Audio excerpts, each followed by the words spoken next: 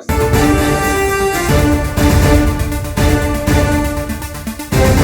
కృష్ణానది జలాలను ఏపీ అప్పనంగా తీసుకువెళ్తుందని సీఎం రేవంత్ రెడ్డి మాత్రం జూబ్లీహిల్స్ ప్యాలెస్ లో కూర్చొని చోద్యం చూస్తున్నాడని మాజీ మంత్రి deputy floor leader Harish Rao ఆరోపించారు. తాను పూర్తి ఆధారాలతో మాట్లాడుతున్నాడని తెలంగాణ భవన్ లో ఏర్పాటు చేసిన మీడియా సమావేశంలో హరీష్ రావు అన్నారు. కృష్ణా నది జలాలను ఏపీ అప్పనంగా తీసుకుపోతోందని సీఎం రేవంత్ రెడ్డి మాత్రం జూబ్లీహిల్స్ ప్యాలెస్ లో కూర్చొని చోద్యం చూస్తున్నాడని మాజీ మంత్రి deputy floor leader Harish Rao ఆరోపించారు. తాను పూర్తి ఆధారాలతో మాట్లాడుతున్నానని తెలంగాణ భవన్ లో ఏర్పాటు చేసిన మీడియా సమావేశంలో హరీష్ రావు అన్నారు. ఇండెంట్లు లేవు, బోర్డు అనుమతులు లేవు. ఏపీ ఇష్టారాజ్యంగా కృష్ణ నీళ్లను తీసుకుపోతోంది. తెలంగాణ ఇరిగేషన్ శాఖ కేఆర్ఎంపీకి రాసిన లేఖ ఇది. దీని ప్రకారం 664 టీఎంసీలు అంటే 80% నీళ్లు ఏపీ వాడుకున్నది. ఇంతగా ఏపీ వినియోగిస్తుంటే ముఖ్యమంత్రి నీళ్ల మంత్రి ఏం చేస్తున్నాడని హరీష్ రావు ప్రశ్నించారు. 28 జనవరి నాడు తాత్కాలిక ఒప్పందం 66:34 ప్రకారం దాటి ఏపీ ఇప్పటికే 664 టీఎంసీలు వాడుకుందని హరీష్ రావు తెలిపారు. ఇంకా 2 రోజుల్లో ఏపీ వినియోగం వాటా దాటుతోంది కేఆర్ఎంపీకి లేఖ రాసింది. వెంటనే బోర్డు మీటింగ్ పెట్టండి, ఏపీ నీటి దోపిడీని ఆపండి అని ఈఎన్సీ రాసిన లేఖలో ఉంది. 28న లేఖ రాసిండు. 31న ఈఎన్సీ రిటైర్ అయ్యిండు. ఈఎన్సీ రిటైర్ అయిన తర్వాత వారం రోజుల దాకా పోస్టు నింపలేదు. లెక్కకు మించి నీళ్లు తీసుకుపోతుంటే మనకు ఈఎన్సీ పోస్టు నింపలేదు. వారం రోజుల తర్వాత మీడియా ప్రశ్నిస్తే పోస్టు నింపింది. బోర్డు మెంబర్ ఆయన ఖాళీ పోస్టు ఎందుకు పెట్టారు? వాటా కుదరలేదా? మాట కుదరలేదా? వారం రోజులు ఎందుకు ఖాళీగా ఉంచారు? రాష్ట్ర ప్రయోజనాలు ఈ ప్రభుత్వానికి పట్టదా అంటూ హరీష్ రావు ప్రశ్నించారు. ఈ వాటర్ ఇయర్లో జనవరి 29, 2026 నాటికి ఏపీ 664 టీఎంసీలు వాడుకుంది. టెంపరరీ అగ్రిమెంట్ ప్రకారం ఏపీ 66% వాడాలి, కానీ 80% వాడింది. రేవంత్ రెడ్డి నీళ్ల మంత్రి గడ్డి వీకుతున్నారా? చేతులు కాలినాక ఆకులు పట్టుకున్నట్లు ఉత్తరాలు రాయడం తప్ప ఏం చేస్తున్నారు? ముఖ్యమంత్రి ఎఫెక్స్ కౌన్సిల్ మీటింగ్ కోసం అడగడు. రేవంత్ కు గురువు గారు ఉన్నారని భయం. శ్రీశైలం, నాగార్జున సాగర్ నుంచి నీళ్లు తరలించుకుపోతుంటే ఈ ప్రభుత్వం కళ్ళు మూసుకు ప్రవర్తిస్తోందని మండిపడ్డారు. వేసవి వస్తోంది, తెలంగాణకు నీటి అవసరాలున్నాయి, పంటలకు పారిశ్రామిక అవసరాలున్నాయన్నారు. తెలంగాణ అవసరాలు పట్టించుకునే బాధ్యత ఈ ప్రభుత్వానికి లేదా? తాత్కాలికంగా అయినా మనం 34% వినియోగించుకోవాలి, కానీ వినియోగించుకున్నది 20% వాటా మాత్రమే. మన రాష్ట్రానికి 174 టీఎంసీలు వాడుకునేది ఉన్నది, అయినా వినియోగించుకోరు. ఈ రోజు కూడా ఏపీ 1.5 టీఎంసీల నీళ్లు తీసుకుపోతోంది. మన పంటలు ఏం కావాలి? మహబూబ్ నగర్, నల్గొండ, రంగారెడ్డి జిల్లాల్లో పంటల పరిస్థితి ఏం కావాలి? సర్కార్ నడుపుతున్నారా, సర్కస్ నడుపుతున్నారా అంటూ ధ్వజమెత్తారు హరీష్ రావు. కృష్ణా జలాల వినియోగంలో బీఆర్ఎస్ పాలనతో పోల్చితే కాంగ్రెస్ హయాంలో పవర్ లేయస్ట్ వాడుకున్నామని ఇప్పటికే అనేక సార్లు చెప్పినాం. వరుసగా 2 సంవత్సరాల్లో అతి తక్కువ కృష్ణా జలాలను వినియోగించే రేవంత్ రెడ్డి చంద్రబాబుకు గురుదక్షిణ చెల్లిస్తున్నాడు. ఈ ఏడాది 20% దాటలేదు. ముఖ్యమంత్రి వైఫల్యానికి ఇది నిదర్శనం. ముఖ్యమంత్రి ఈ రాష్ట్రం పాలిట శాపంగా తయారైండు. హక్కులు కాపాడాల్సిన ముఖ్యమంత్రి హక్కులను కాలరాస్తున్నాడని అన్నారు.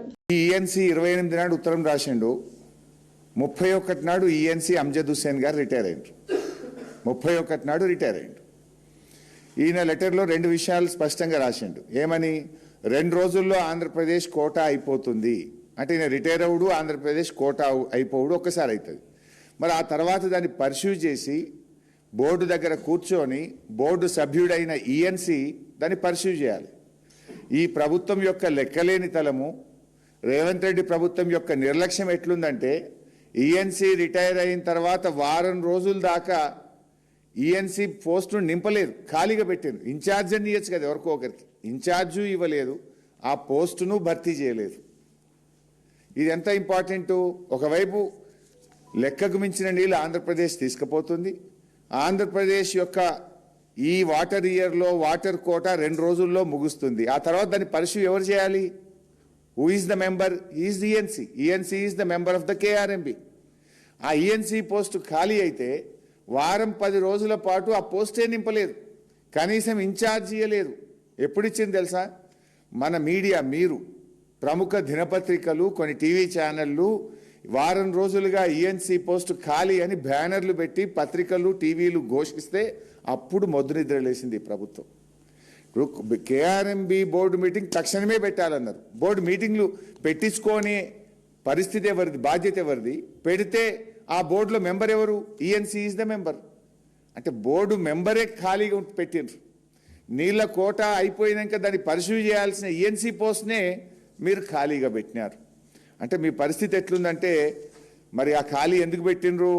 మీ వాటాలు కుదరలేదా? మీ కమిషన్లు కుదరలేదా? లేదా ముఖ్యమంత్రికి మంత్రికి మధ్య మరి మాట కుదరలేదా?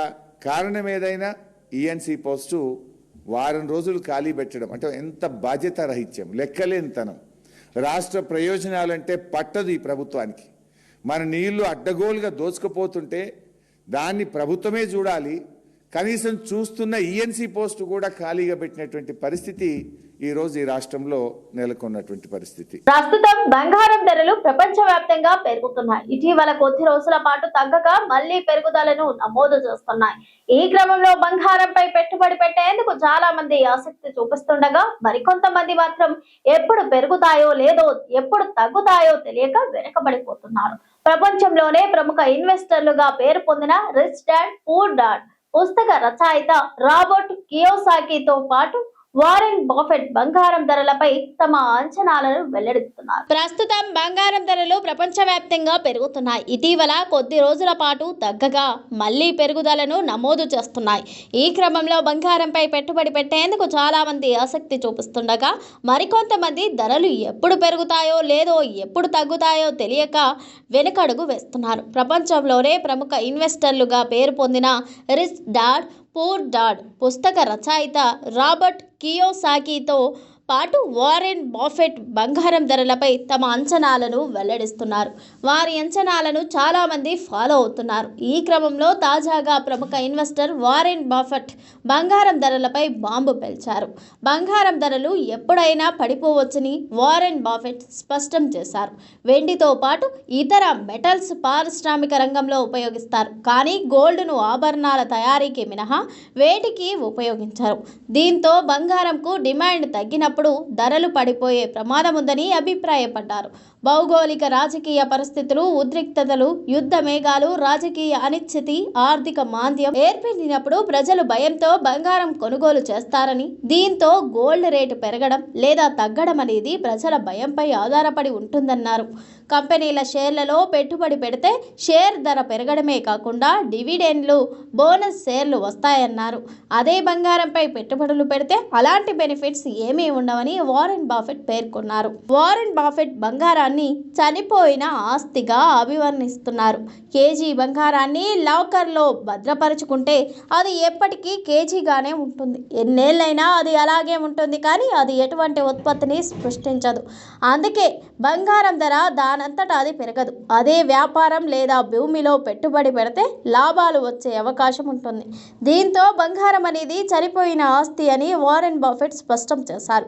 కాగా మంగళవారం బంగారం ధరలు మళ్లీ పెరిగాయి. తులం బంగారంపై 870 పెరిగింది. దీంతో ప్రస్తుతం హైదరాబాద్ మార్కెట్లో 10 గ్రాముల 24 క్యారెట్ల బంగారం ధర 1.58 లక్షల వద్ద కొనసాగుతోంది. ఇక 22 క్యారెట్ల బంగారం ధర 1.45 లక్షల వద్ద ట్రేడ్ అవుతోంది. అటు కేజీ సిల్వర్ ధర 3 లక్షల వద్ద కొనసాగుతోంది. తెలుగు రాష్ట్రాల్లో ఉన్న రైతుల నెత్తిపై అప్పుల కుప్ప ఉన్నట్లు పార్లమెంటు వేదికగా కేంద్రం వెల్లడించింది. దేశంలోనే రైతులపై అప్పులు ఉన్న రాష్ట్రాల జాబితాలో ఏపీ తొలి స్థానంలో నిలిచింది. ఇక ఈ లిస్ట్ లో తెలంగాణ 5వ స్థానంలో నిలిచింది. ఏపీలో ఒక్కో రైతుపై సగటున 2.35 లక్షల అప్పు ఉండగా, అదే తెలంగాణ రైతులపై సగటున 1.52 లక్షలు ఉన్నట్లు వెల్లడించింది. తెలుగు రాష్ట్రాల్లో ఉన్న రైతుల నెత్తిపై అప్పుల కుప్ప ఉన్నట్లు పార్లమెంటు వేదికగా కేంద్రం వెల్లడించింది. దేశంలోనే రైతులపై అప్పులు ఉన్న రాష్ట్రాల జాబితాలో ఏపీ తొలి స్థానంలో నిలిచింది. ఇక ఈ లిస్టులో తెలంగాణ 5వ స్థానంలో నిలిచింది. ఏపీలో ఒక్కో రైతుపై సగటున 2.35 లక్షల అప్పు ఉండగా, అదే తెలంగాణ రైతులపై సగటున 1.52 లక్షలు ఉన్నట్లు వెల్లడించింది. దేశానికి అన్నం పెట్టేది రైతు. దేశ అభివృద్ధికి తోడు తోడుగా ఉండేది వ్యవసాయ రంగం. ఇక మన భారతదేశంలో 60% పైగా వ్యవసాయం దాని అనుబంధ రంగాలపైనే ఆధారపడి జీవిస్తున్నారు. కానీ రైతులు మాత్రం మన దేశంలో నానాటికి అప్పుల ఊబిలో కూరుకుపోతూనే ఉన్నారు. రైతును రాజుగా చేయాలని అటు కేంద్ర ప్రభుత్వం ఇటు రాష్ట్ర ప్రభుత్వాలు అన్నదాతలకు ఎన్నో రాయితీలు, పథకాలు, ఆర్థిక సహాయాలు అందిస్తున్నప్పటికీ రైతులు మాత్రం లాభాల్లోకి రాలేకపోతున్నారు. లాభాల సంగతి పక్కన పెడితే వారి నెత్తిపై రోజు రోజుకు అప్పుల కుప్ప కొండలా పెరిగిపోతోంది. ఈ నేపథ్యంలోనే దేశంలో రాష్ట్రాల వారీగా రైతులపై ఉన్న అప్పులకు సంబంధించి కేంద్ర వ్యవసాయ శాఖ మంత్రి శివరాజ్ సింగ్ చౌహాన్ మంగళవారం లోక్సభ వేదికగా కీలక ప్రకటన చేశారు. రైతులు అత్యధిక అప్పులు తీసుకున్న రాష్ట్రాల జాబితాను కేంద్ర మంత్రి వెల్లడించారు. ఇందులో ఆంధ్రప్రదేశ్ మొదటి స్థానంలో ఉండగా తెలంగాణ 5వ స్థానంలో ఉన్నట్లు పేర్కొన్నారు. ఈ లెక్కన దేశంలోనే అధిక అప్పుల భారం ఆంధ్రప్రదేశ్ అన్నదాతలపైనే ఉన్నట్లు స్పష్టం చేశారు. 2018 జూలై నుంచి 2019 జూన్ మధ్య ఆంధ్రప్రదేశ్లో ఉన్న రైతుల సగటు అప్పు విలువ 2,35,554 ఉన్నట్లు కేంద్ర మంత్రి శివరాజ్ సింగ్ చౌహాన్ వెల్లడించారు. అదే సమయంలో తెలంగాణ రైతుల సగటు అప్పు 1,52,113 ఉన్నట్లు తేల్చి చెప్పారు.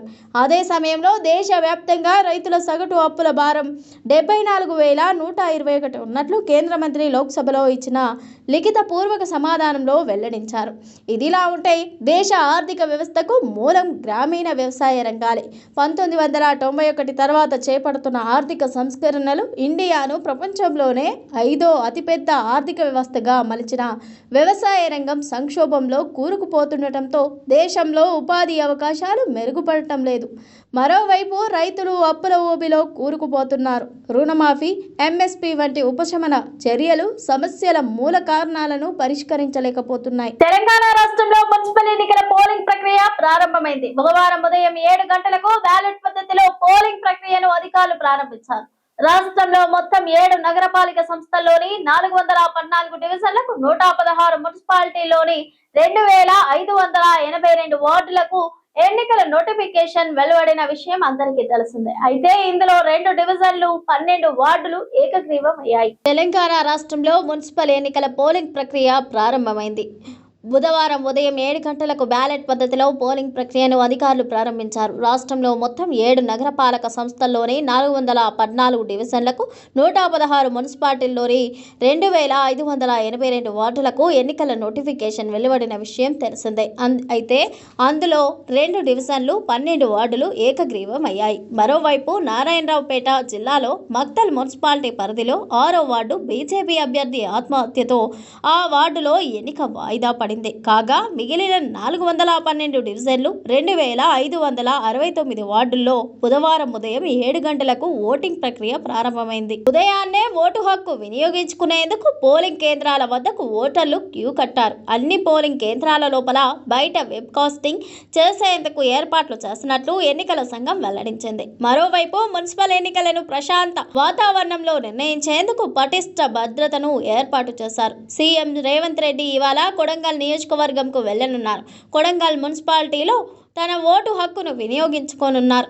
రీపోలింగ్ అవసరమైతే 12న నిర్వహిస్తారు. 13వ తేదీన ఓట్ల లెక్కింపు చేపట్టనున్నారు.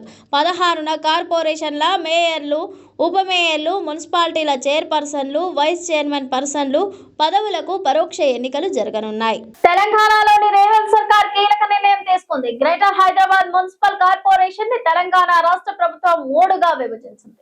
జిహెచ్ఎంసీతో పాటు cyber municipal corporation, Malkajgiri municipal corporation గా విభజిస్తూ ఉత్తర్వులు జారీ చేస్తుంది.